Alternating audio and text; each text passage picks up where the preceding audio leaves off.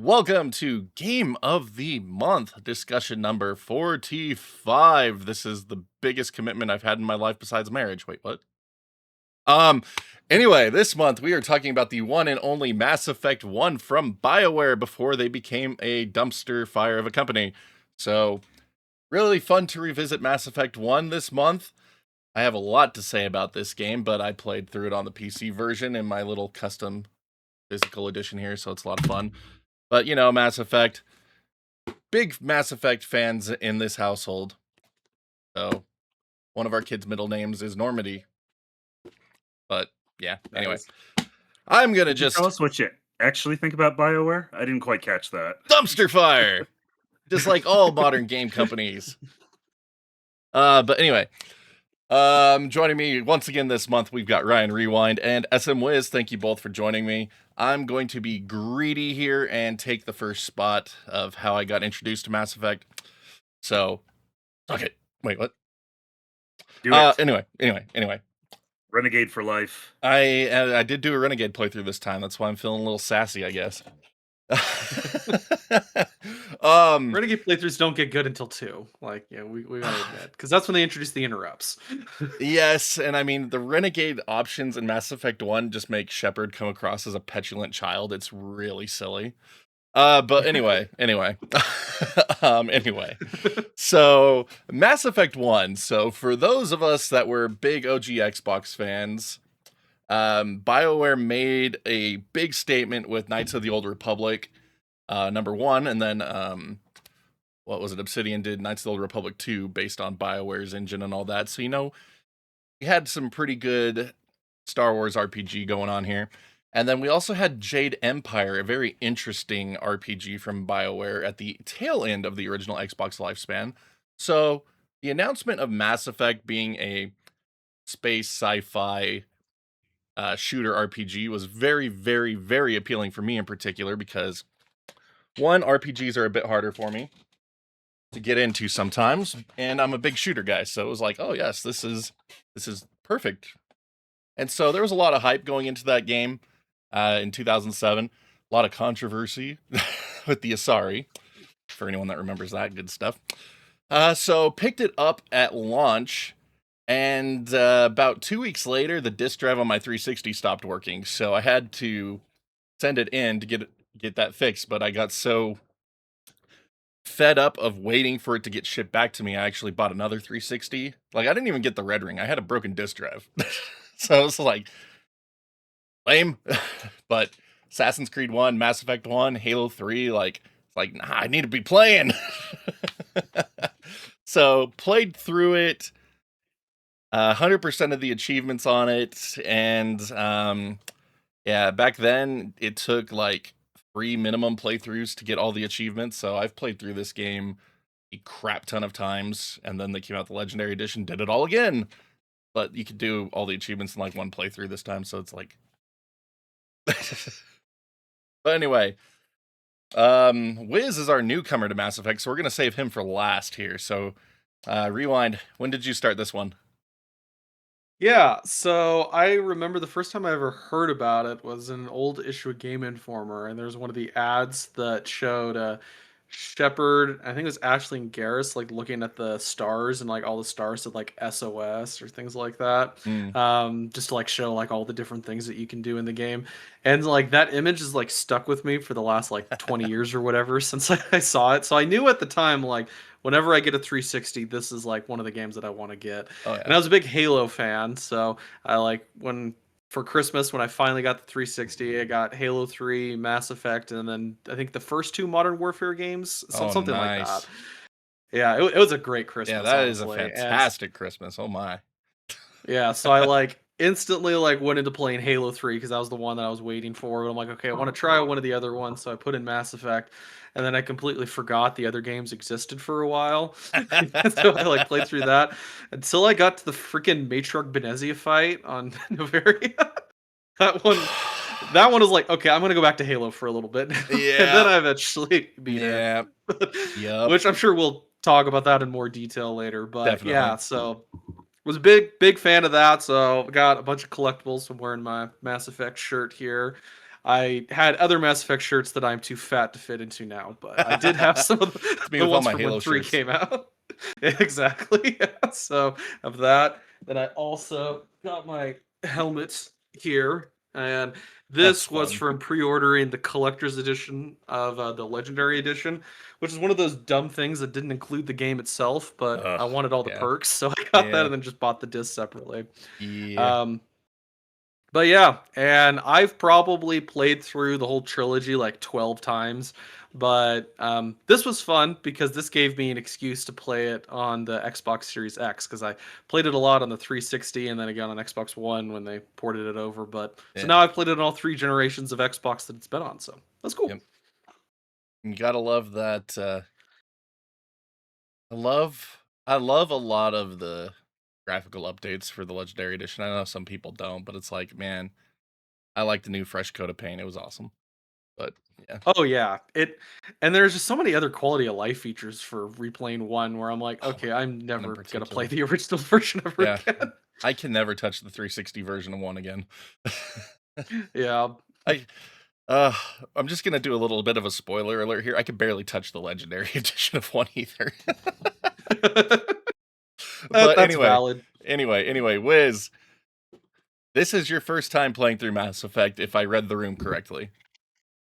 My first time playing through to the end, yeah. So I've got the PlayStation 3 trilogy here.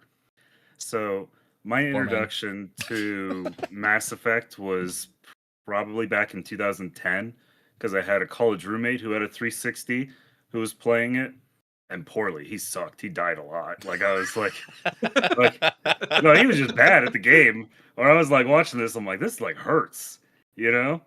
And but he was talking to me about how great it was, and like all these different decision trees you got and stuff, and the exploration. So, I just kind of tucked it away in the back of my head, and then when they came out with a trilogy on the PS3, which is what I owned, a few years later, I picked that up. And I played the first one, and I burned myself out on it really fast because I was like going to completionist. Like every single side quest I did had to be done. If I went to a solar system, every single planet needed to be explored. Like every single NPC needed to be spoken to. Every corner of the map had to be explored. And so I was like spending tons of time not getting anything accomplished. And so I burned out on it like after I think I only completed one of the major 4 missions you get after leaving the Citadel. But like I had done a crap ton of like side quests up to that point, but I just got burned out on the game. So yeah, this month, like I picked up I picked up the Legendary Edition. I think it was on sale on Steam for like $3 or something. Yeah, it goes on So sale I all the grabbed time. it. I grabbed it, so I wouldn't have to, clean out and delid my PS3 to put new thermal paste in there. And so this is my first time playing through the game to the end. Yes. Yes. I played it very differently this time. So for this month, I did what you did before. I was doing all the side quests because I'm trying to get the Steam achievements now. So you have to complete a majority of the game, which means you have to do a lot of the side quests. So I didn't finish my playthrough yet. I'm like 2/3 of the way through it, and I was like, I need a break. So yeah, I understand burning out on this game very quickly. Even on 360, it was very easy for me to burn out on this game, even though I do love it to a degree. It's a game, it's the, how do we put this? It's one of the games that I love the most that I just refuse to play. It is something else to me. So it is one of the most fun yet boring games to me for myriad of different reasons. Like I am such hot and cold with this game. It's amazing. Like I love this game for XYZ and I hate this game for ABC. Like it's so good. Like that makes it a really compelling game to me. Just from that aspect alone. It's like I love it and I hate it at the same time. So it's a very interesting game, to say the least. And so, again, I've played through this game so many times, but I'm not gonna lie, when I do the trilogy, I usually skip 1 these days and go straight to 2. Um, and, I don't feel bad about it, personally. Like, I'll revisit 1 every now and then, just kinda like we were doing for Game of the Month this month. But, like, honestly, to me, like, the series really found its stride at 2. But anyway, this is a discussion about 1, so let's go back to 1, I guess. But let's start with story, because this game has probably one of my favorite stories out of the trilogy, and that's one of the reasons why I love it so much. So you get introduced to Shepard, your main character of the franchise. You know, we won't talk about Andromeda. Um, but you get started off and like you're just immediately thrown into the branching dialogues, the Paragon Renegade system, and just the mystery of the world, which was just really cool. And like diving back into it, it's the intro still is really cool to me in that regard, because you get to decide your character's background, and the intro changes the dialogue based on your choices and all that. So there's the 3 different main choices that like affect the intro dialogue. And so I love the way that they set it up, and I love that you get to interact with so many. No, you don't get to interact with that many people in the beginning, but enough that you just like kind of get a semblance of what's going on. And obviously, the prologue immediately throws you into like, oh, the universe is going to end type trope. So, what's not to love?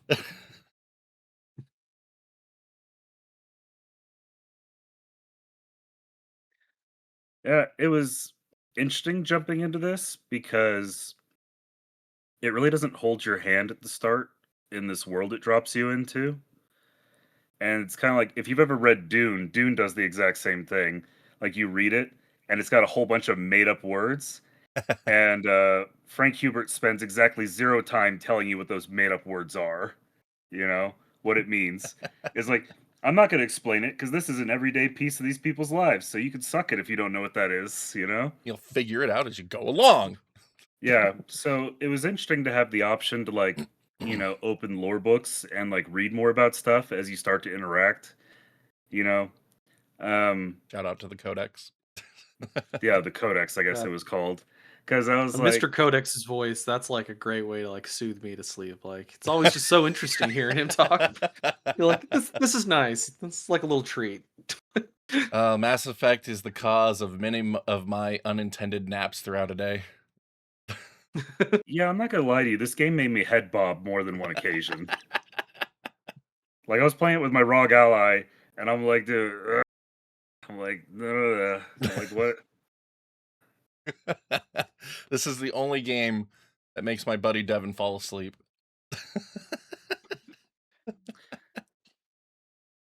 Yeah. Um, the story I kind of waffle on. I feel like it was better at the start of the game than it was towards the end of the game. Like some of the cohesion starts to weaken for me a little bit. Yeah, a little bit. And a lot of those missions, like even the story missions, start to feel a little disjointed, like not really relating to each other a whole ton. So, I mean, it was fine. This story didn't like the first half. I was more immersed than I was in the second half of the game. Yeah.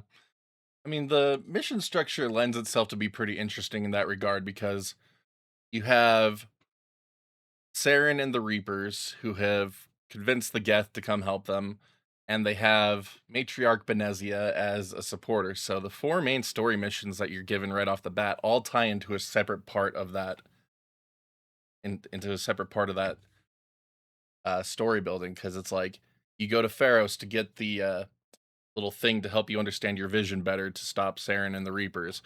You go to Noveria to investigate Geth and Matriarch Benezia. You go to what was it, Artemis Tau, to find Liara, who is also Benezia's daughter, to like try to get information. So like they all tie into each other a bit, And then, of course, you have the final Burmeyer Assault, which is like one of the best levels. Yeah, just It's from my so good. perspective, some of it seems unnecessary. Like going to get Aerie, you're like, oh, it's the daughter who hasn't talked to her mother in 20 years. She probably knows something about what she and Saren have done this week. Well, I mean, I that's know what's it's funny a big about it twist that too. she doesn't know anything. Yeah, Yeah. It's like, you well, question her, and she's like, why would I have known anything? It's just Yeah. like, yeah, I guess that's true. Well, and like there's just things like that where I'm like, okay, going to the research facility to investigate the Geth, it's like, what are they doing there that they couldn't have been doing in their own homeworld or far reaches of space? Like, why go to this corporate facility? Rachni. Can't get Rachni anywhere else. Rachni are extinct. Makes Yeah, you perfect definitely couldn't sense. Exactly. show up and bottle one and then head off. You know, you Uh, definitely wouldn't like walk into the lab and see one in a giant bottle. the queen, nonetheless. Yeah. So I like when you go like to Novari to meet Benezia with the Rachni. I always bring Rex along just because I love to hear his like reactions on what you should do with the Rachni. Oh yeah, dialogue Yeah, is one of like the things this game just excelled at. Honestly, so good. just yeah, the I had Rex in my interactions team between just because, everything. you know, he was beefy for combat. Now, so you take Rex and Liara, so that way you have all the drama between Liara and Benezia, and then you have Rex being like, "Kill it!" Kill it with fire. And then like I didn't, kill the Rachni Queen. I don't think I've ever actually killed the Rachni Queen. And every time he's just like saying, whatever, my people just deal with this in another 100 years. Yeah. Oh man. Now, see, that's what's funny because it's like even if you kill the Rachni Queen, like they still pop up in 3. Yeah, so that's why I like never kill it, because I'm like, it doesn't matter what I do, it's gonna show up anyways in 3. Yeah, for that one.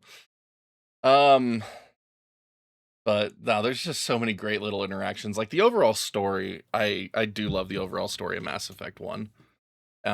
Just being like, this thing's gonna happen, this thing's gonna happen. Shepard, you're crazy. Shut up. Prove it. Fine, I'll go prove it. I was right all along. Y'all still didn't believe me until we're all dead. So much of this game had like Bender's energy. It's like, I'll go build my own lunar theme park with blackjack and hookers. In fact, forget the lunar theme park. Have you Yeah. ever hung up on the council like every time like Oh yeah. post mission? Oh yeah. Every time. Every single time. Yeah, I Even don't during need them. Paragon playthroughs, I was like, I don't want to listen to y'all. Well, I just love like when you get to the last one, it's like, you're just gonna hang up on us, aren't you? And you're like, yep. And you hang up. It's like one of my favorite little Easter eggs. So good. But now here's something that I actually enjoyed about Mass Effect 1 on the 360 version that a lot of people did not like. The elevator sequences to disguise loading screens. You're sitting in the elevator and your two chosen party members are just shooting the breeze about something, or there'll be a radio call about or something on the elevator PA talking about something. It's like, this is fun to me. Like, it's just listening to them banter about stuff is just so great. I mean, Garrus and Rex like going again, like rubbing each other is amazing all the time. And it always is like the same elevator music. They're like Oh, yeah. da da da da da da da da da da da da. It's like on a loop forever. Yeah. But anyway, for anyone that's not familiar with the story of Mass Effect 1, the prologue starts you off on a mission to potentially become the first human Spectre, because humans are new to the galactic way of life. So they're trying to make a bigger slice for themselves out of the galaxy. And so your captain was actually the first one that was going to be considered to be a Spectre, but then the main bad guy of the game, Saren, made sure that didn't happen. And so that's all actually explained in a nice little prologue novel that came out around the time of the game. And so you end up becoming the first human Spectre and basically given free reign to commit war crimes and other atrocities to your heart's content, or be a bastion of heroism. So the morality system in this game is awesome. Obviously not the first game that had a morality system. But I thought it was really well done in this one. and you can unlock different dialogue options and different conversation options based on how you're playing the game, and it leads to some really funny moments or really interesting moments. Both. It's pretty great. And so I don't remember where I was going with this sentence anymore. I'm sorry. I just it just left me. It's like you just said this video game had homework with that prequel book. No. If you just wanted to add lore, you can do it. It's not necessary lore. Because the game explains to you that, yes, I was going to become a Spectre, but Saren sabotaged me. Cool. This just tells you how he sabotaged him if you want to know. So it's not like recent Halo games or Destiny where it's like, no, you need to go read other stuff if you want to have any clue of what's going on. Yeah. Although I wish the audiobook for it could have been read by Mr. Codex, because that would have been great. Just But for then that you lore never would have made it consistency. through it. You would have fallen asleep. I know, but that would have been like a nice nap, you know? Like... Oh, it's true. Yeah. I always liked, though, the opening mission on Eden Prime and how yeah. Jenkins just gets murked, like, immediately. Oh, and I love how everyone memes new people that are coming into the game being like, make sure you dump your available points on Jenkins into shields. Yeah. The meme is so good. Tore right through his shields. Oh my gosh, it's so good. Like, this game is just so full of lore. Like, you got a good number of different alien races. Like, it explores, like, you can find out a lot about their cultures and stuff by talking to people, and then of course the codex dives more into it, and like again, just top-notch game for anyone that loves world building and lore. Like, this is like peak BioWare for that stuff, hands down. Yeah, and I know that we'll talk about like the gameplay and all in a little bit. The gameplay is by far the worst part of this game. It is always, like you said, makes it the hardest to go back Oh through the yeah. trilogy. Oh yeah. But I think it speaks to how good the world building and like dialogue and everything is that I'm still able to look past that. Like you, I usually skip this to get to 2 and 3, but Yeah. still, like the foundation was just so interesting and Yeah. so good. See, that's what's funny. It was It's like no, keep going, sorry. Yeah, I was gonna say, yeah, the world building was like a cool mix of like Star Wars, Star Trek, Stargate, and like Battlestar Galactica, kind of like all squished together, and like Yeah. the cool bits of all of those. So Yeah, I it's just a love it. Sci-fi lover's dream right there. As far as the lore goes. But what you were saying kind of ties into the way I've always looked at video games. It's like, I'm willing to forgive crappy gameplay as long as there is something else that grabs you, and Mass Effect is a prime example of that. Like, I don't care for the gameplay of this game very much compared to its sequels, but the story and the lore and the world building and the characters were just all so fantastic, where it's like, oh yeah, I love this. And it's like, on the converse side, you have games like God of War that had pretty good gameplay, but I don't care for the characters or story, so I'm just like, F that game. I don't care. And that's the problem, though, is that I struggle bust with this game super bad because the gameplay loop quickly became stale and was uninteresting to me. Like, some of those head bobs weren't even dialogue. Some of those head bobs were like through combat sections. I just got like tired of playing the game. Yep. You know, like driving the Mako around on a planet that looks almost like every other planet to go through a research facility looks like almost every other research facility. Oh my gosh. You know, at least with the Asset Mako, I can reusal kill was enemies real massive in this fast. game. Like blasting them with the cannon or running them over, you know? But in general, like, the movement speed on this feels really low just across the board. Like, the Mako moves slower than I would expect. You on foot, you They move added a so boost slow. function to it though for They Legendary did. Edition. It's actually Yeah. faster But than it was before. Yeah, but I mean, that's part of the problem, though, is this game is just really, really slow moving. Yeah. It's like, when you give me an FPS title, it shouldn't be slow. Well, I mean, that's the thing to think about too, though. This is an early era 360 game. This is 2007 360. So the Yeah. system had been out for about 2 years at this point. BioWare had been working on it for what, 3 years at that point? Like they started on it like right there at the tail end of Jade Empire. And so it's like this is a game that felt like it was going to be on OG Xbox more than 360 with its the way it was designed gameplay wise to me. I could easily see that. Yeah. I mean, obviously that's not the case because I knew the 360 was coming out, but Yeah, and that's the thing is I was trying to cut it a break because, like, I thought back to when I played this back in 2012, and it's like I don't remember being as annoyed by that, but I think that like gaming in general has evolved, it's definitely and sped up. so it's like that was really hindering the experience this time around for me. Like it was pulling me out. Well, yeah. Let's just take a minute I, to bag on I this mean, game. Like just anything well, that I you mean, just because I mean, absolutely did because I not mean, like. Let's take a minute to that's just bag on it, that's okay? a minute. How many minutes you got? No, As many as we I'm just want. like, Oh, because I mean, you said you'll forgive a game with bad gameplay, but I get hung up on that. It's a game that's meant to be played. Like that's the main course. Okay, It's it's like true. There is a limit of it's which I like will tolerate bad gameplay. Mass Effect did not cross that threshold. How about that? so it's like well, it's because like but it's not like every aspect of the gameplay loop is broken. No, Like the dialogue and everything is the main gameplay loop that I is wouldn't even say solid. it's But broken. It's just not. see, It's not as enjoyable as it could have been. it's just not yeah, that's a good way to interesting. put it. Like Yeah. the combat is uninteresting, and I thought I was playing a third-person combat game or first-person combat game, and then the combat is boring. You know. Because here's my thing. You said that you struggle with RPGs.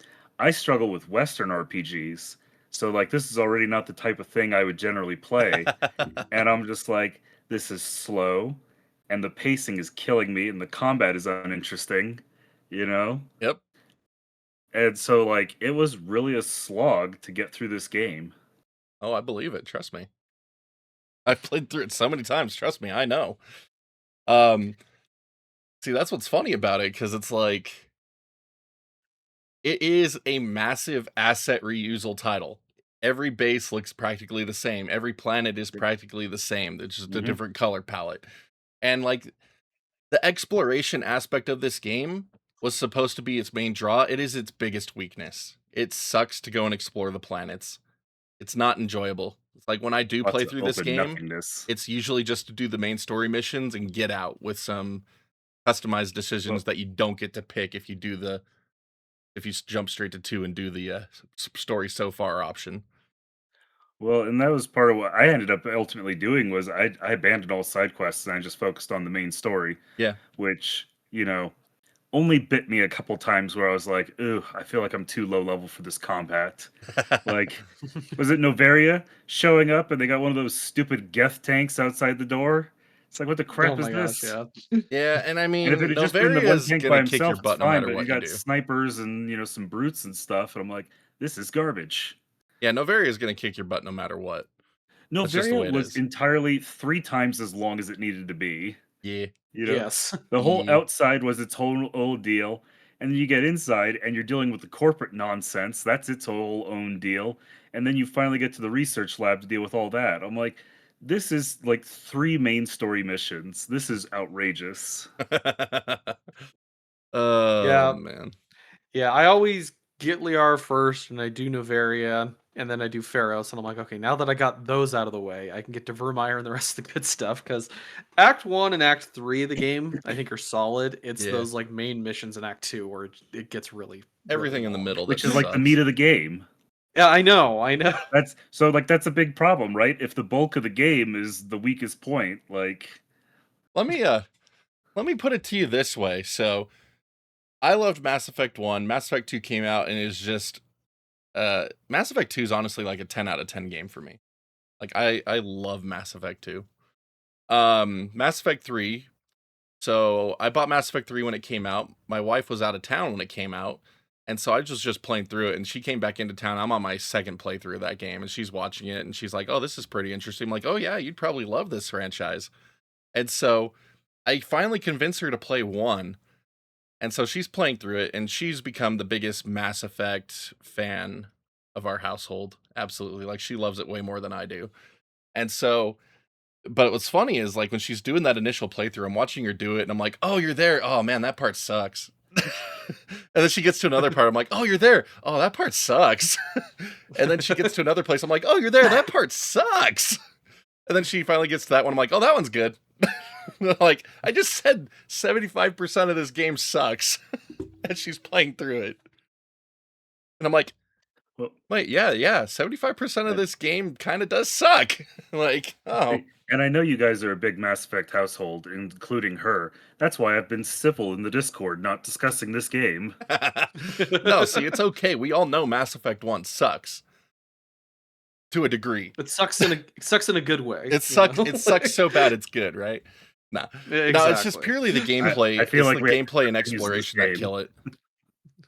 Like, the exploration was supposed to be its biggest asset, and that is hands down the worst part of the experience to me.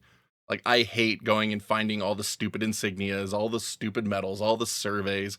Like, this is not interesting. Like, they don't make this interesting. They don't make it satisfying to complete it. But on the rare occasion where you actually get, like, a Cerberus mission or something, it's like, oh, man, these Cerberus people are crazy. And so for anyone that's played 2, you know what that leads into.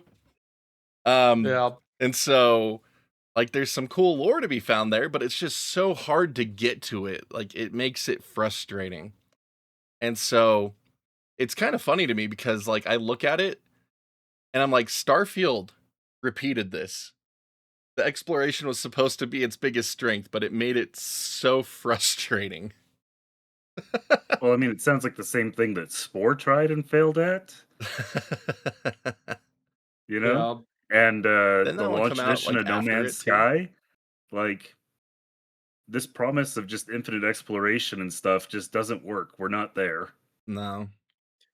Oh, Which is why Mass Effect 2 is so much better, because it actually like cut out all that fluff and made the side missions better. But yes, it just made everything better, except for resource scanning and probing.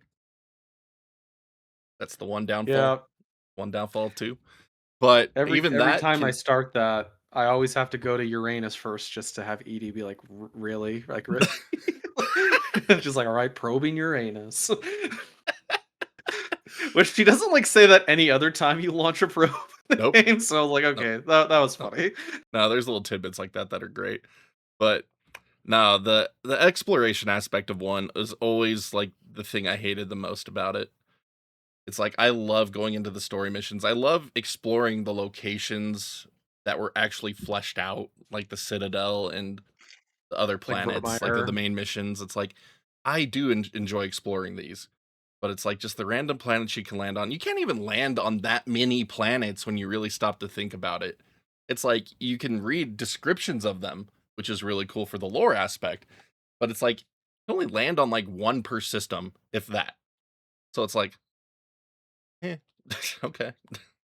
But nah, the Mako sucked. Traversing a lot of levels with the Mako is absolutely abysmal. Just a horrible vehicle. Like, they saw what Halo did with the Warthog. They're like, we're going to copy that wrong. It was bad. Like, I'm sorry, it's bad. Like, having its steering be altered by your camera position really threw me off. Oh, that's so bad. It's so bad. But That's yes, the one thing again, that they, Andromeda does better than the trilogy is the vehicle in Andromeda. That one's actually fun to drive. yeah, it is. Honestly, I don't even think Andromeda's that bad of a game like a lot of people do. It just wasn't Shepard, so a lot of people are like, "Rah." Yeah, I enjoyed Andromeda while I played it, but it's the only Mass Effect game I've never been able to replay. I've tried multiple times, and I get like 2 hours in, and then I just like stop. Yeah, And see, that one has the it's not like it's opposite problem. bad. That one has the Yeah. opposite problem. It has amazing combat. It has amazing core gameplay, but the world building and the characters and the world are just so eh. I know. So that's why maybe the next one can combine the best of both. Yeah, but exactly. anyways. Exactly. Here's hoping. But Yeah. yeah, as far as 1 goes, like, I'm not surprised you didn't enjoy it, Wiz. Like, I'm picking up the tone you're putting down. I'm like, yeah, he's not enjoying it, and I'm not surprised whatsoever as you were playing through that. I was like, because Mass Effect 1 I- is only good for lore. Like, its core Pretty gameplay, much.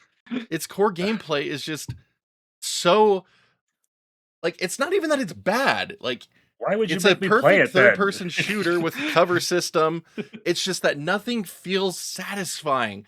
Your weapons don't feel like they have any real punch on enemies. The power system in Mass Effect 1 is so underwhelming because it's like, I haven't played 1 in a while, so going back into it, I'm like, all right, here goes my throw. I'm like, wow, that did squat. That was not satisfying at all compared to 2, where I'm launching 2 at once. It's just, wha-bah! And people are actually like flying across the screen.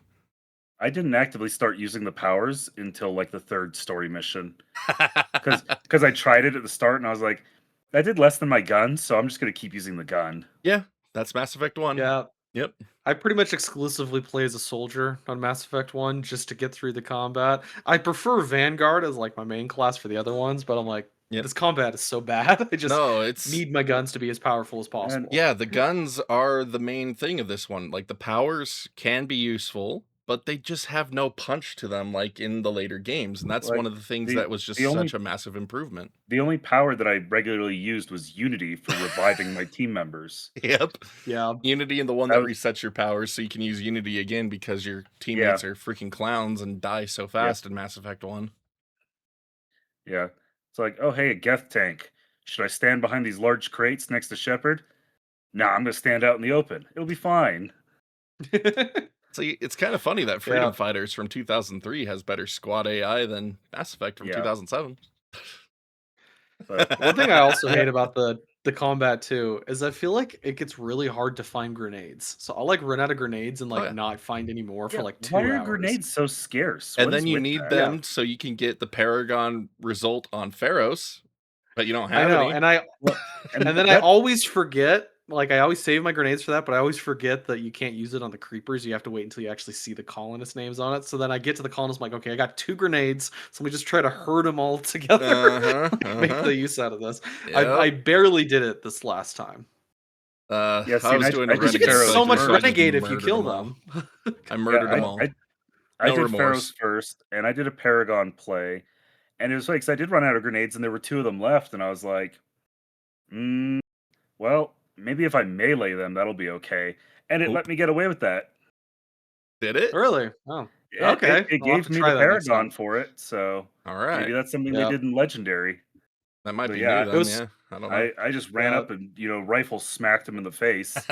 Got chewed up for it, charging the line of fire, but, It was funny though, because we talked about like skipping a lot of the side content. So Pharos, that's like my least favorite one. So I try to beeline that as much as possible. So after I do that, I like talk to like one of the like vendors or whatever to sell some stuff. And then I accidentally like talked to one of the colonists while I was trying to sprint out, and just like, oh, I could still use your help like cleaning the water. And I'm like, okay. And then I just kept walking away.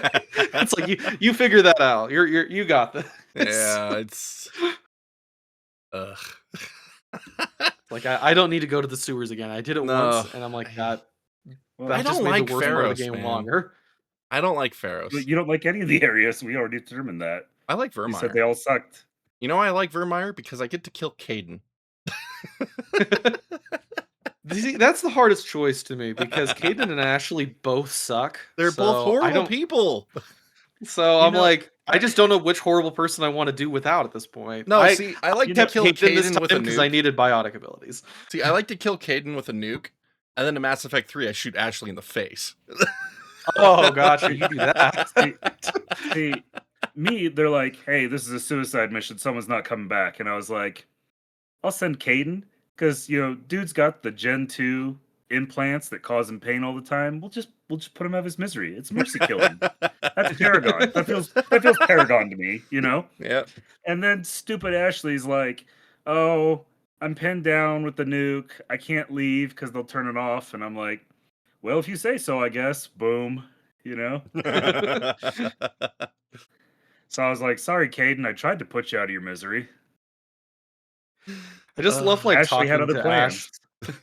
I just love talking to Ashley too, where she's like talking about how she basically hates aliens. She's like, it's not racism, not exactly. And I'm like, okay, any sentence that starts with it's not exactly racism, I don't think you have the moral high ground. No, see, it's not racism, it's xenophobia.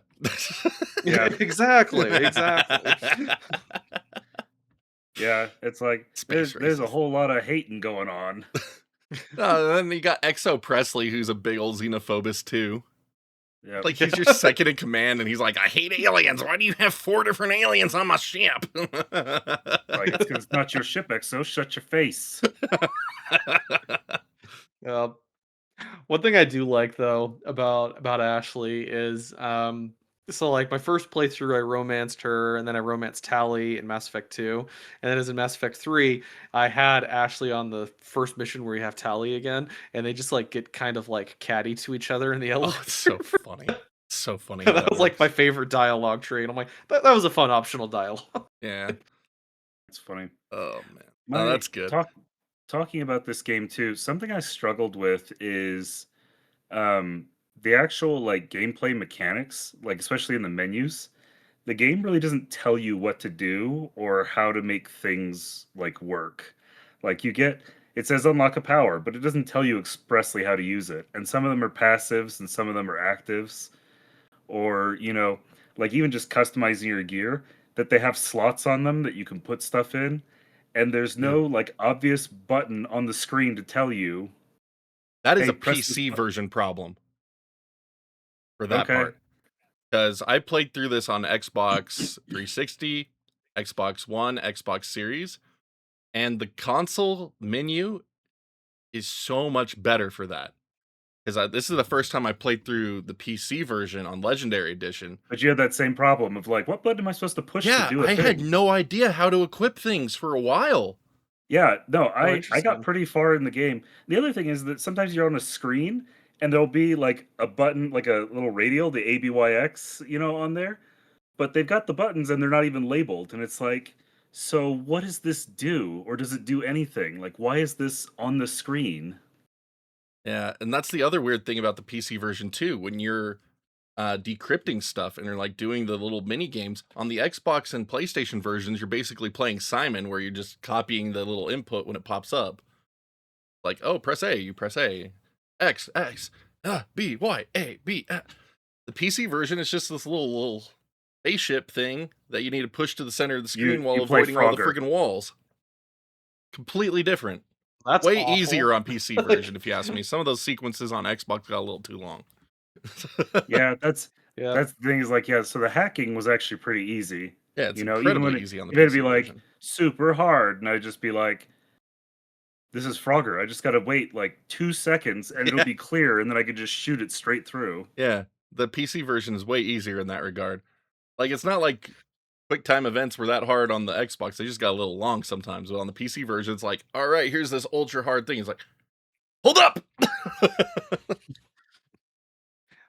Yeah, the other like puzzle too that I've always hated is the one on Novaria, which I know it's basically you got to get all the things here over there. Oh, Figured it out one time, and I'm like, never again. So I always stockpile Omnigel. So it's like I'm gonna pay you 100 Omnigel just to f off. Like I don't want to deal with your nonsense. yeah, the pyramid stacker. Yeah. Mm-hmm. See, I felt bad because you told me about that one. You're like, go in there with 100 Omnigel, and I was like, I'm gonna try it manual. We'll see what happened. And I was like, oh, see, I'm old enough that when I used to go to a doctor's office as a kid, we had wooden toys. Yep. And that was one of them. Yep. Ice knows exactly what I'm talking about. It was a wooden puzzle game that you did this exact thing. And so I was like, I know how to do this. I did that at my grandparents' house. They had one of those, so I was really well versed in those puzzles. Yeah.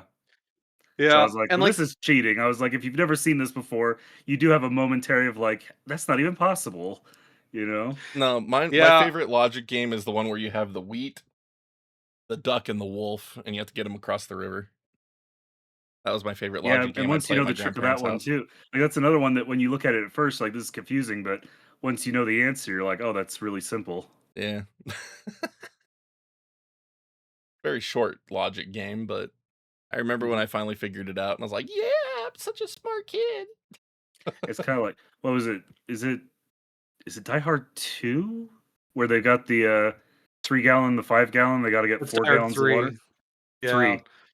When I figured that one out, I felt real good. They don't show you the answer in the movie, but I was they like... don't show you in the movie. They just skip to them figuring it out. I paused it, and I sat there, and I thought about it, and I was like, okay, actually, no, now I know how to do that. Yeah. I figured it out too, but I was always so annoyed when I watched the movie, and I'm like, you didn't show me how to solve that.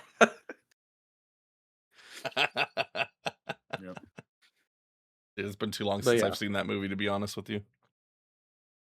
But Yeah, it's yeah. a puzzle. good. How do you get 4 gallons of water when you've got a 3-gallon jug and a 5-gallon jug, and they're not marked at all? It's like, okay. It's like you'll get there when you think about it for a minute. You know, I for could them, they're probably just figure like it out under if the I wanted pressure to. because there's like a ticking time bomb or something. Yeah. Now we don't actually No. see them figure it out because it cuts away to follow other No, characters. we in just cut away to them flashback. being like, "Whoo, doggy, that was hard." It's like, Yeah. Basically. writer, did you write a puzzle and then realize you weren't clever enough to figure it out, or is it just that like you wrote the scene and it wasn't interesting enough, like the film? See, that's what's funny. I remember KOTOR giving us algebra puzzles on Manon. Be like, oh man, I'm having the math. I hated Manon. It was so hard. See, and that's the thing. I didn't even realize that these were the same guys who did Knights of the Old Republic, because I tried that on the OG Xbox back in the day at a buddy's house, and I think I tapped out in under 20 minutes. Like, the game just didn't speak to me. I hate the combat system in that one too. That one World has of a lot in Warcraft common style with of Mass combat, Effect man. I 1. can't do it. I hate it. It's so boring. So, I mean, like, We this have is a the problem KOTOR for me. discussion on the Like, Game of the Month podcast, by the way. You can all check that out in the link below. yeah, that's just part of the problem for me is like, you know, if you got a game that's so heavily focused on the combat and the combat's not good, like, I just can't get into that. Yep. Nope. Completely understand.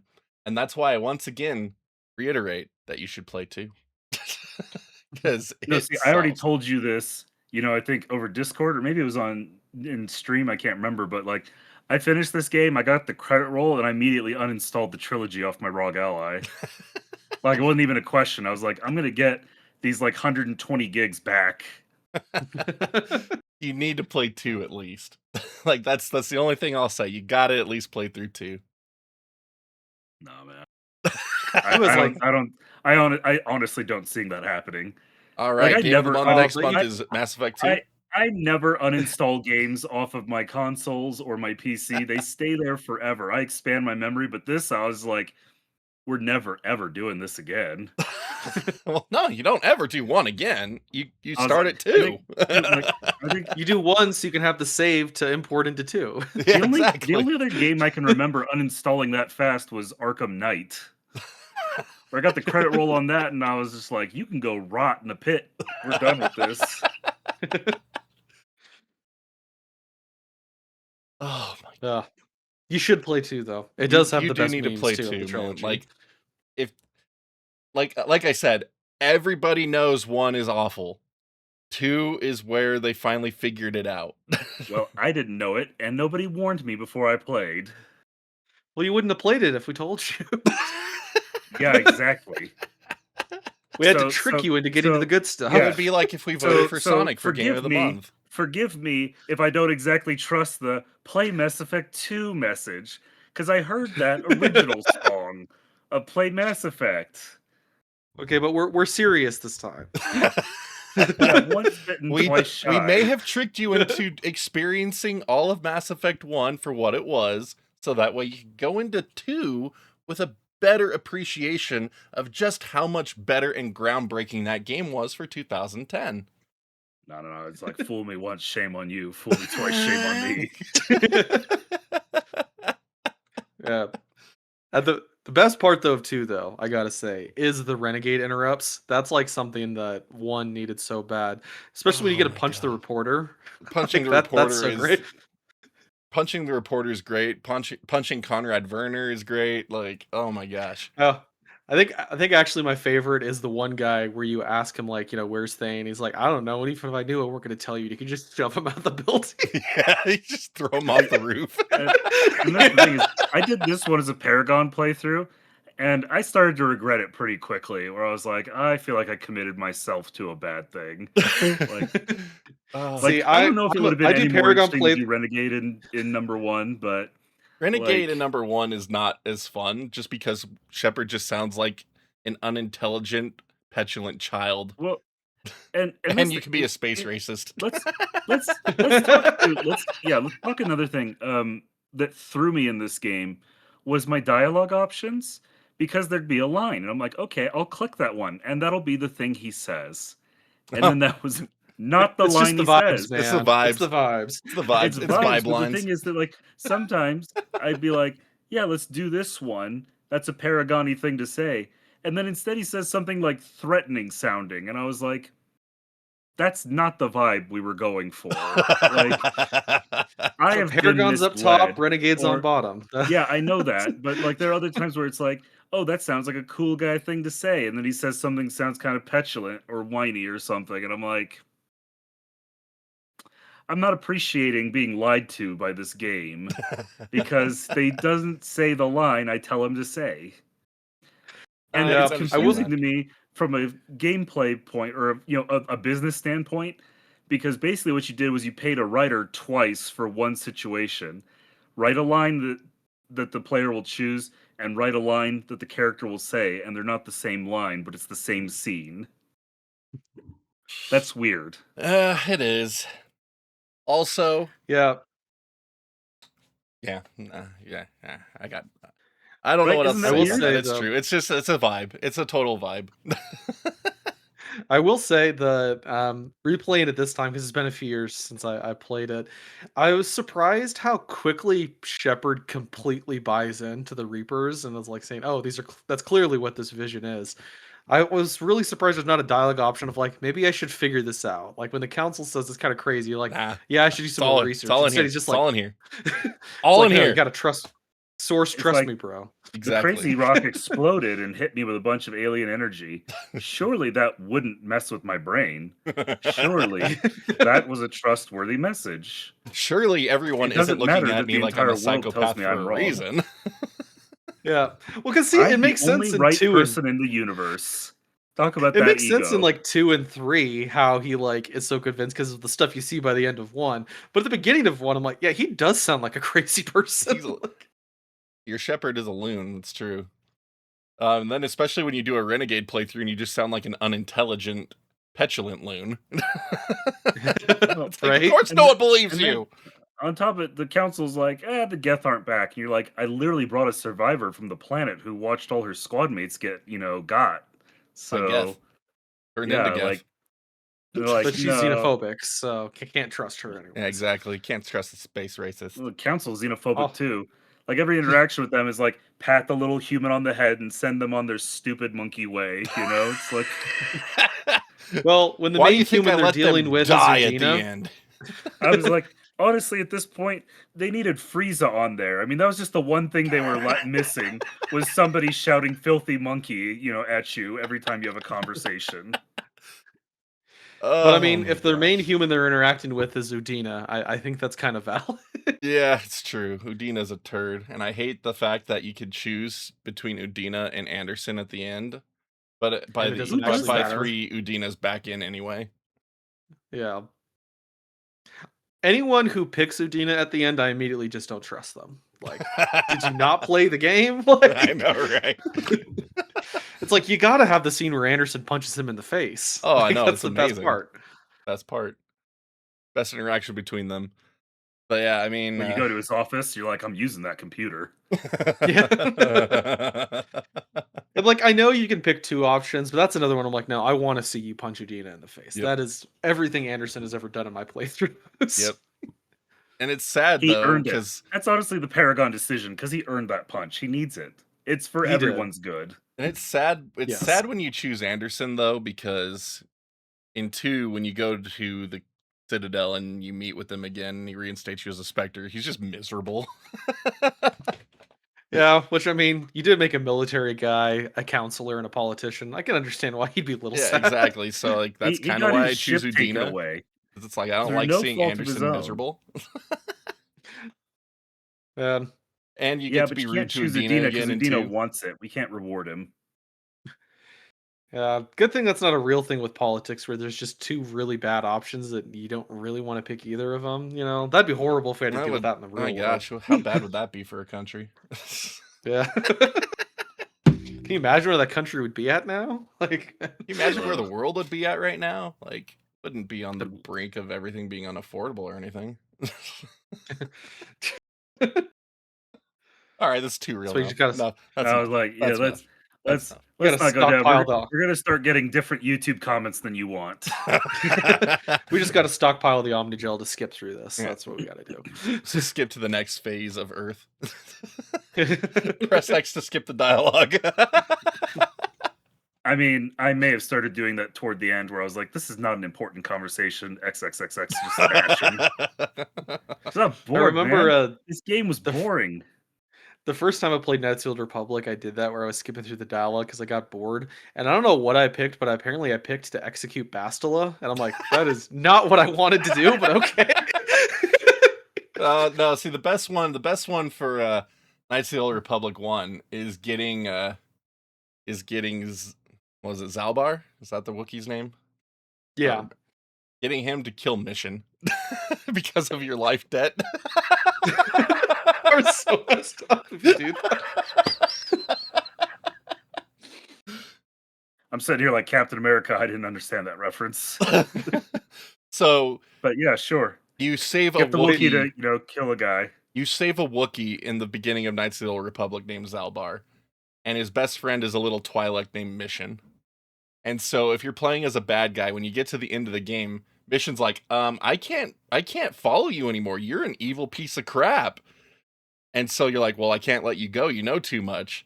And so you're going to kill her.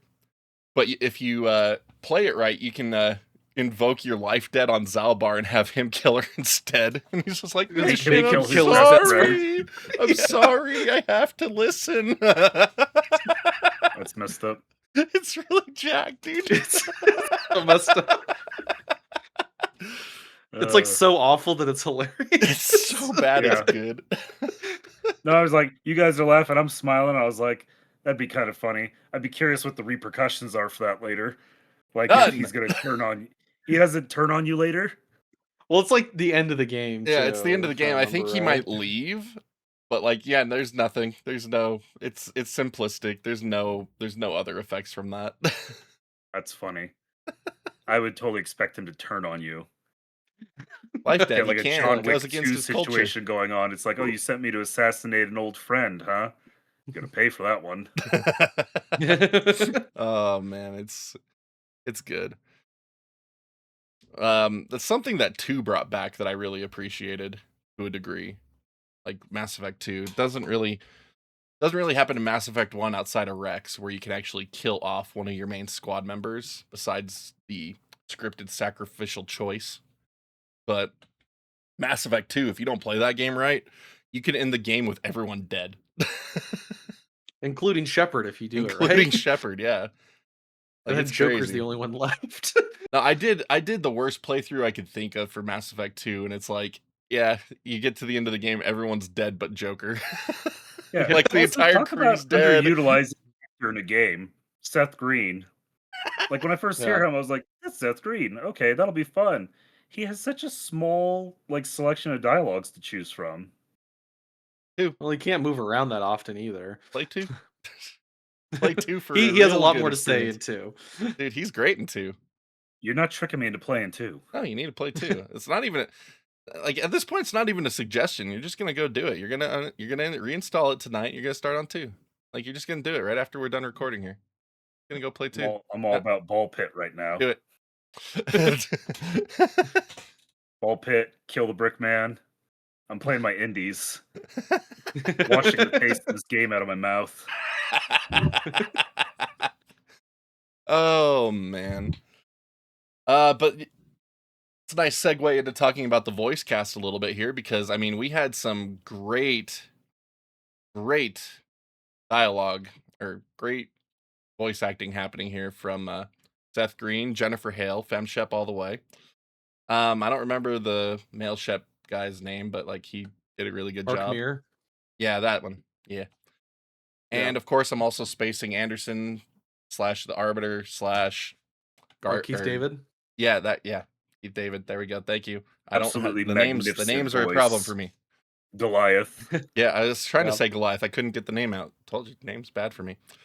But just fantastic ensemble for the cast. And again, that just helped really build the lore, because like the lines are actually delivered in a really good way. Like this is still in an era where a lot of voice work was super cheesy. So to get Mass Effect 1 where everything's like very believable and it's just like, oh, this is fantastic. Great to listen to. There's some fun character actors too, because like Presley is voiced by Dwight Schultz from Star Trek: The Next Generation of the Oh A-Team. So that was fun. that's And cool. then another fun fact too is Benezia is voiced by Marina Sirtis, who is Counselor Troy from The Next Generation. And I met her at a convention years ago, and I happened to be wearing a Mass Effect shirt at the time, and she's like saying, "Oh, is that Mass Effect? I think I did something for that." And it's still like, "Oh yeah," and I tell her about her character. She's like, "Yeah, I don't remember any of that." So the most You do so paycheck of much paycheck stuff. jobs. Yeah. Well, she also probably recorded it like 3 years before the game came out, just based on Yeah. like game development times. Yeah. And then probably didn't play it herself. So Yeah. Exactly. that And was she the doesn't come thing back she for the did. sequels. That was the thing she probably did for like 3 or 4 days in a booth, and then she walked away and got a check. Yeah. Yeah. But fantastic ensemble, fantastic voice work, like probably one of like the top tier voice works of gaming in that era, hands down. Codex For guy. sure, yeah. Mr. Codex, he's the unsung hero right there. I googled it, Neil Ross, and apparently he narrates a bunch of stuff, and he's done a number of Transformers things, so you may want to look him up. That's cool. Fantastic. Yeah. Oh man. I also want to say too, the sound design of the game is fantastic.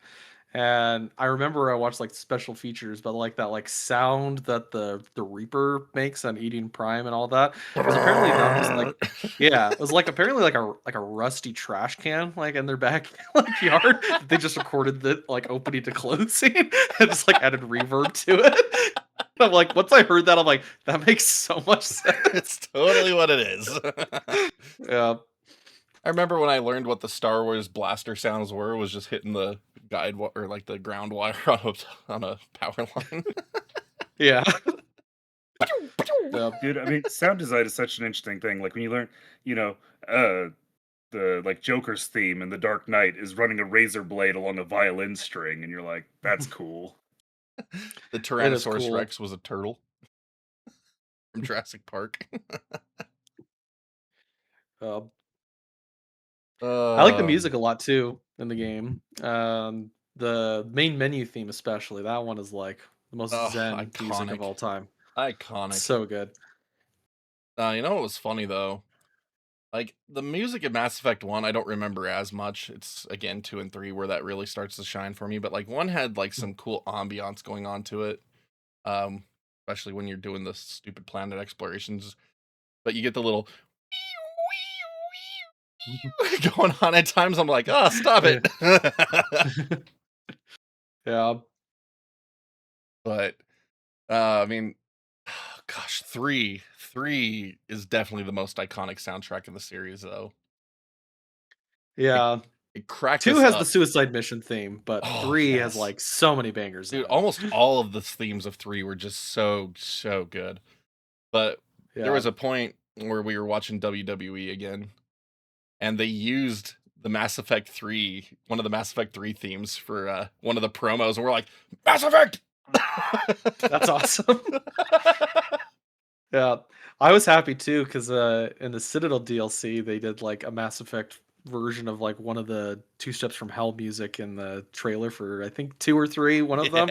And I was like saying, oh hey, they did a cover of that. That's cool. Yeah, it's fun. But yeah, I don't think the music is as iconic in 1. Like it's still good.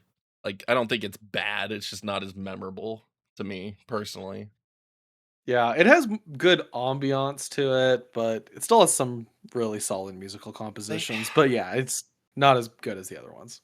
It almost feels like it was not sure what kind of tone it was supposed to set, like between the mystery and the excitement a lot of the times.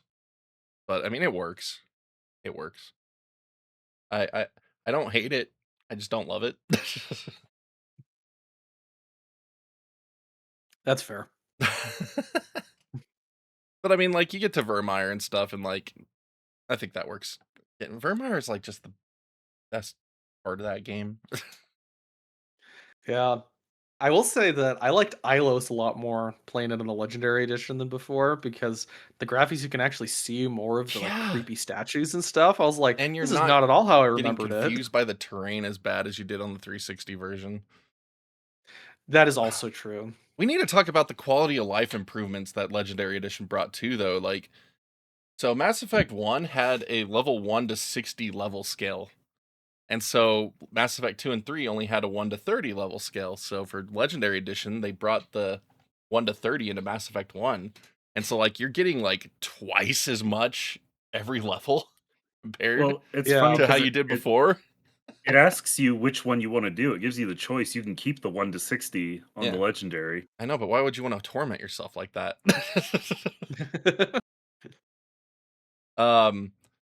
Because like this game was all about New Game Plus. Like the whole game was designed around New Game Plus. And so it's like you'd get to like level 40 or 50 on your first playthrough, and then you'd finally get to that last 60 in your second playthrough. And obviously, what level you are is what level of weapons you're finding. And so it's like during playthrough 1, you get up to like level 7, 6, 7 weapons. And then you get to playthrough 2, and it's like, oh yeah, now I got 9 and 10s. Let's go. So Yeah. with I it, I was wish that they curious had. Sorry. because I had a point in the game where I had put points into every skill or aspect I cared about. So then, like in the end game, leveling up was like, where do I throw this trash? Throw, I guess. It's like because I don't care, right? I Yeah. maxed out my Spectre, I maxed out my Charm, I maxed out, like my combat training, all that stuff that I cared about. I'd maxed out, and so I'm curious, like with New Game Plus, is it resetting your points at all? Does it expand the upper bounds? No, you just max everything out completely. You just max all the stuff you don't care about. Yeah, pretty much. Which I will say, one of the main quality of life improvements that Legendary Edition did for me was removing the weapon sway. Well, I mean, it's still there, but not as bad as it was for like the sniper rifle and the shotgun. Because Oh, I don't think man. I ever used the sniper rifle before playing on the Legendary Edition. Well, Because anytime you do it, it would just be like bouncing all around. Like, well, that's the thing though, because like on the original version, if you weren't a soldier, you couldn't even use the sniper rifle. Like you yeah, couldn't even zoom in, from what I remember. Like it's been a while since yeah. I've played the 360 version, but like I remember not even being able to zoom in unless I was a soldier. Yeah, soldier and infiltrator were like the only ones that could use it. Yeah. But unless you were an infiltrator, it was a useless gun. Essentially, that was it. But Yeah. this time, like since like it had reduced the weapons play, and I was also on a new game plus, so I put even more like points into it. I like exclusively use the sniper rifle on this Yeah. playthrough. I See, mean, and I'm I not was even doing using a class that can use the sniper rifle, and I'm like picking people up with it, off with it. And I'm like, yep. Like this is how I used to play it on the 360. I would put what was like the super explosive weapon attachment. I would put that on the sniper rifle and then just Oh yeah, point it in their general direction and fire once. It's already completely overheated from one shot. It takes like 2 minutes to cool down because I just put as much high explosive stuff onto it as I could. It's just boom. yeah. that's I funny. remember in Andromeda, I don't remember exactly what it was because it's been forever since I played it, but I basically did the same thing. I got a sniper rifle that could shoot grenades like super accurately. There's something that did similar damage of it. And I remember there was a cutscene where that was the gun I happened to have equipped when the cutscene started. And you get a spot where you can like do a quick shot on someone and it just like explodes the way that they did like the engine cutscenes. Yeah. So it's like here I am like talking to someone face to face. I just blow up everyone in the room. I will say this about Mass Effect 1. I miss the weapon attachment system from that game in the later games in the series. Yeah. Just there was a lot more customization to it. 'Cause it's like you still get to choose some stuff, especially in 3, depending on your weight limit and things, but it's like, dude, you could just do some fun stuff with one's weapons that you just don't get anymore. But Yeah. that's all right. I think it's overall for the best. But it would have been cool to have still. Yeah, I played almost exclusively between the machine gun and the sniper rifle. I used the shotgun for a very brief point in one of the levels where we were going through hallway corridors. I don't think I used the pistol after the very first mission where Siren betrayed us. You know, I was like, this thing sucks. And, you know, just, it was funny for me. I didn't even think about putting explosives on there, or maybe I didn't find them. Most of what I did was like element, like corroding, poisoning, like radiation, Yep. fire damage, you know. I was like, I'm going to hit you. And then when you pop behind your shield or cover like a little jerk, it's going to continue eating you. Yep. They give you a You lot could of just good like options in one, man. Like that's yeah, one of the places where it did really shine. yeah, the part where you get like Liara and like the Krogan guy like comes out. For one, I always pick the dialogue option of like let's just kill this guy and move on because I just find it funny. Yeah. But I hit him with the corrosive thing like that, and he was like mid sentence of like talking. He was like, just like died. It was so funny. I was just like, man, the disrespect was great. Yeah. Speaking of the level where you get Liara, so I know we're kind of jumping all over the place on this discussion. I don't really care. This is like it's just coming to my mind, so I'm just gonna bring it up. But if you do all the other levels before going to get Liara, she's like super delusional, like 'cause she's like Oh, super really? like malnourished and stuff, and she's like, "Hello, are you really there? I've been stuck in here for a while. I don't know if you're real or a figment of my imagination." Like it's That's super funny. funny. The dynamicness of this game is always something that I appreciate because even when you're going and doing the crappy exploration, so you could find things that tie into other things, and you could start these quests in a bunch of different stages, and it will change the way they play out based on where you go into them at. So, like for example, there's the one girl that wants to meet you on the Citadel after you go to one of the regions because she wants to talk to you about her sister, who is a slave trader. But I was like, nah, I'm just gonna land and kill everyone here. And it's like, oh, go tell her you killed her sister. It's like, oh boy, this is gonna be awkward. But then she's also kind of the worst. Oh yeah, oh, yeah. Yeah, Horrible because person. she's the one in Thane's recruitment mission, right? For 2, isn't it her? I don't remember honestly. Maybe. Yeah, I think she's like the corrupt business person that like Thane kills when you go to get him. Yeah. Spoiler alert, I guess, for 2. Near 20-year-old Well, now I've game, got we no don't reason care. to play it. You ruined the whole thing. I don't care. Oh, I know. A throwaway moment from one of the early missions. How will you ever recover? Oh man. But so now the question is, for further spoiler alerts, did you get Saren to off himself? I always get Saren to off himself. I've never like done it without having him shoot himself in the head. It's rough. That's you just keep choosing Paragon and eventually he does that, right? Pretty much. Yeah. Or Yeah. Renegade. Oh, well, yeah, I was doing the Paragon run, so Yeah. he did that. I was actually annoyed by that because I was like, excuse me, that was my kill. Still fight him after. Yeah. His corpse. It's not him. You get to He's just fight being his puppeted husk by the corpse. Reaper. So, like, yeah, I get to desecrate his corpse, but I didn't get to kill him. And did you choose to save the council or let the council die? Probably save the council since you did Paragon. I saved him because I was doing the Paragon. I didn't like it, but at the same time, you only have a moment, and I was like, what does that power vacuum look like if I don't save them? And do they blame the humans? So I was like, all right, we'll save them, and hopefully that gets us enough goodwill to get a seat at the table, which it did. Now, so you kill him, and then you take head of the seat at the table. It's like, look at me. I'm the captain now. Exactly. Oh. Yeah, definitely wouldn't have trouble getting all the other systems to fall in line. Not when we got not. a Death Star. Well, Death Star that we just saw everyone was willing to, do a headlong assault into, so imagine they'd be willing to do it a second time. Oh my god. See, now I just want to play 2. No one's stopping That's you. like That's the main feeling I feel like the 1 leaves me with. I'm like, man, this just gets so much better from here. It's like, all right, now I get to go and actually really dive into this.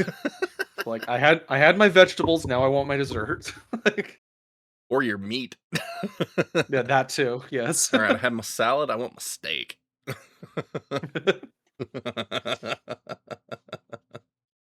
22-ounce ribeye. I will say Oh my though gosh. that I do really like the lore of the Reapers and how they introduce it in one. Mhm. The conversation that you have with Sovereign. I just think that's so cool. Like, Even the conversation with the Prothean VI on Ilos, though, like, was so sick. Like, yeah, it's so... Oh my gosh, those twists were so good. Like, learning that some Protheans survived to disable the mass relay at the Citadel. Like, it's yeah, so good, man. It's I so know. good. Sovereign gets like the coolest villain line ever too, where he's like, "You exist because we allow it, and you will end because we demand it." I'm like, that's hardcore. That is Like, intense. Yeah, it's yeah, intense. Oh man, and Sovereign was such a good name too. oh yeah, Oh, and then the whole corruption aspect of the Reapers, like the corrupting influence of being around them, like this is so good. Oh yeah. man, if You know, only the rest of the game had this much impact. well, and everyone you talk to is like, look, Sovereign's corrupting everybody else, but not me. I'm special. And It's Saren's like, like, I would sure know, of you are, course, if I'm buddy. being influenced. Sure you are. Sure Well, yeah, you and are, the pal. psychic lady whose name I forgot, it's like, yeah, sure, you're special. They're not doing anything to you. It's so good, dude. And like when you get to Vermeer and there's the people that are in the prisons that have been corrupted and they're like, Ree! Gosh. See, I I love love to on Vermeer with that one person where like she'll like let you in to like talk to Sovereign. It's like saying, "Well, I'm gonna blow this place in like 5 minutes, so best start running." Like, I don't think there's like a Paragon And way to handle that. I think that's just no, always the way the no, conversation you goes. don't even get the option to like offer her a seat. You're like, better run. It's like all the kids with their, pumped up kicks, better run, better run. That's exactly it. It's like, I Like, could save you, but no, I'm not even gonna offer it. no, it's like faster than my nuke. I don't have to kill you, but I don't have to save you. Yep.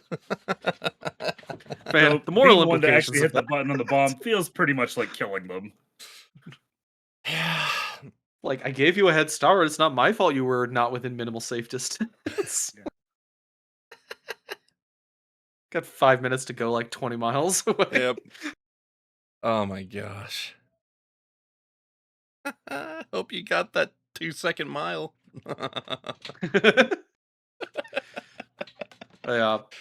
Mass Effect 1 is such an interesting game to talk about because there's so much I love about it, and there's so much that's just so bad. Exactly. Exactly. It's like, again, I do love the game. I just don't like playing it. Yep. It's like, it's one of those things where if 2 didn't exist, like if this was the only one, I'd probably go back every once in a while. I'm like, oh, that's kind of a fun trip down memory lane. But now that 2 and 3 exist, I'm like, okay, this is just what I got to do to get there. I'll have some fun. And I have like a checklist that I go through each time. And I'm like, I got to get through this as quickly as I can. Yeah. No, like, again, if they had all of the little choices that you could do in 1 included in the story up till now for 2, it's like I would never touch 1 again. Yeah. But they don't. There's a lot of generic choices. It's like, I don't want that. I want this. And like, we can't discount how cool all of that interconnectivity between the games was. Yes, it all ended it with a basic 3 dialogue choice in the end, but it was all the nuance leading up to those 3 choices that I think really paid off all of your choices throughout the whole franchise. I'm just gonna say that Chrono Trigger on the Super Nintendo had 12 endings. That's all I'm gonna say. That feels like a full blown Tony Stark built this in a cave with a box of scraps moment. You make thousands of choices across this trilogy to choose one of 3 endings that are functionally the same. It's Chrono not like Trigger on there's the Super anything. Nintendo had 12 endings. It's not like there is anything in the title of the game that would make you feel like you'd have a Mass Effect on the story or anything. It's not like that's the central promise. By the way, if you guys haven't seen it yet, Honest Trailers Mass Effect Edition, top tier comedy. Good stuff. Honest really Trailers good. is good stuff. Yeah, look up the Honest Trailers Mass Effect. It's one of my favorites they've ever done. Maybe you should link it in the description of this video. It is good. Oh gosh. Oh man. Anyway. Yeah. Honestly, for me, this game is all about the lore. Like Mass Effect 1 is 100% about the lore. You go into it just for the lore. The gameplay is going to disappoint you. It probably just lacks impact. It lacks a good feeling. It's serviceable. I don't think it's the worst, but it's definitely not where it should have been for what it is. But they fixed it in 2, and it's amazing. So, like, those are really my final thoughts on it. Like, I played through these games on Insanity. And so, like, Mass Effect 1 on Insanity is so not hard. But if you just want to get through the game as fast as possible, they have the story difficulty, which is fantastic. And I probably would have done that for this month if I wasn't trying to get all the Steam achievements now. But, yeah, I think the trilogy is phenomenal. But 2 and 3 are definitely where you want to spend the majority of your time. But yeah, that's where I'm going to leave it for this one. So what do you give this out of a 10? What do I give this one out of 10? Probably a 7. 6.5 at the lowest. Even that feels discourteous. This is probably the worst game that I'll ever replay another 10 times in my lifetime, I'd say. It's where it's at. It'd be like saying, like, I hated everything about it. 10 out of 10. I don't actually give it a 10 out of 10. It's more like a toxic 7, relationship. Oh yeah, this is like probably the most toxic video game relationship I have. Because I love and hate it in such equal measure. But I do really like this game a lot. Exactly.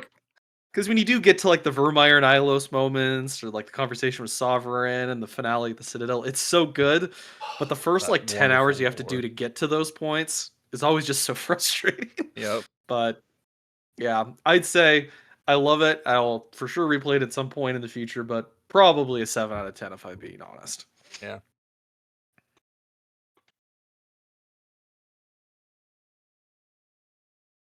I've been very subtle about my feelings on this during the conversation. You know, honestly, like I've struggled with this. Like before this conversation began, I was like, I'm gonna have to give this a score out of 10 at some point, and I was waffling, trying to figure out how to be fair and objective, but also talk about how this game made me feel. And I'm like, you know what? At the time, like if I had played it back then, when some of this was more normal, some of these negative points, it'd probably be a 7 out of 10. But having come into it like now, even with the quality of life stuff from the Legendary Edition, I'm like, the best I can give this is a 6. I genuinely don't ever see myself playing this game again. I don't know what would draw me back to it. Like, it's just going to exist in my Steam library now. See, and that is going to be a curious point to think about as well. How would your thoughts on it change with the added experience of 2 and 3 under your belt? Because I think that is a big part of what our experience and rating is based on as You're well. not tricking me into playing this game. The cake is a lie, my brother. You can't dangle that in front of me and get me to go try this game. It's all right. We'll just vote for Mass Effect 2 as Game of the Month in like 8 months. I'll be sick that month. I haven't missed a Game of the Month, I think, in like 18 months or something, but I might have to miss that one. Yeah. I'm curious what my thoughts would be without having 2 or 3, because even when I beat 1 for the first time, I owned 2 by the time I finished it, and so I Mm, went straight into 2. So I've never, like, had a period of time to just sit with 1 without going right into the sequels. okay. So, Yeah, I mean, all I had was 1 for 3 years, and so I replayed yeah. it, like, 6 times before 2 came out. And it's like, I Yeah. never thought the combat was that great, but the story was just so good, and I wanted to try all the different little dialogue things to see what would change, and, like, I've done ton of male shep, ton of fem shep, did all the DLC. That's one thing we forgot to mention. The Paragon Station DLC is not in the Legendary Edition, which is lame. Someone has finally created a mod to restore it, which is pretty cool. It Oh, wasn't that's the greatest cool. DLC to begin with, but still lame not to have it. But yeah, so I That's mean, why it's the like, Legendary Edition. It's the legend that that DLC exists, because legends and myths, they aren't real. The DLC, it's not real. It's not there. bringing it out of the sky was a really cool DLC mission, though. That one For is the cool. time period, like that one cost like $4 or $5 back in the day to add it. It's like really not worth the money, but it was a good mission at least. That was actually something that I never played until I got the Legendary Edition. Oh, Like, really? I Interesting. had most of the DLC for 2 and all the DLC for 3. Well, outside of the multiplayer DLC, but like the story content for 3, I got all of it. 2, I got all of the DLC except for I'm blanking on it. The one where you get the vehicle into. Oh, I don't remember Firewalker. now. That's it, Firewalker. Yeah, So Firewalker and Bring Down the Sky, I played those for the first time on the Legendary Edition. nice. So that's kind of a cool thing to Yeah, add that's to it. nice. That's a nice bonus. But yeah, I mean, my thoughts on this game really haven't changed since I finished it in 2007. It's like this is a fantastic lore experience, but the combat is lacking. So, See, and for me, it's like a video game is about gaming and about playing. If I want a cool story, I've got books, film, and television, man. hey, I like Quantic Dream stuff. Come on now. I like Sony first Yeah, party games sometimes. Wait, what? yeah. I remember when I started Mass Effect 2, I'm like saying I don't know how I'll feel about the combat in this one because the last one's so underwhelming. But then I did that first biotic charge when I was playing as a Vanguard. I'm like, okay, this is amazing. Oh, being able to combine powers and have them do different effects, just like, oh, so top tier, man. It's the So best part of top tier. Andromeda because like you can do so many cool layouts in Yeah. Andromeda. Like that's what sucks about it, because it's like if Mass Effect 1 just had that feel of impact, like it would have been just fine. But Yeah, oh well. They didn't. It is what it is. Um Another game that disappointed me in that regard was Control from Remedy, if anyone's ever played that. Like the powers just felt a little underwhelming compared to stuff that came out in the early 2000s that had similar premise where it was just like bam. Still love that game, but oh well. Yeah, I watched you stream it. I haven't played it myself. Dude, that was a long time ago when I reviewed that game. Holy crap. It was Yeah, I've so been here funny. a I hot reviewed minute. that game and then lost my save. So when they sent me the DLC to review, I was like, oh, I can't even access this until I finish the game. So I had to play through the whole game again. And it actually made me appreciate the game a lot more on the second playthrough. And I was like, actually, no, you know what? I take back some of the things I said about this game. This game is amazing. Still doesn't feel as impactful as PsyOps, but yeah, it is what it is. But anyway, I think we're going to call it there for Game of the Month discussion number 45 on Mass Effect 1. If you are heavily into sci-fi lore, it is definitely worth checking out. But overall, jumping straight into 2 would probably be more preferable from a gameplay standpoint. So, thanks for joining us. We'll see you all back next month with who knows what. So, looking forward to it. Take care, everybody. Rewind, Wiz, thank you so much again for joining me this month. Yep, see ya. thanks for having me. Yep. Take care, everybody.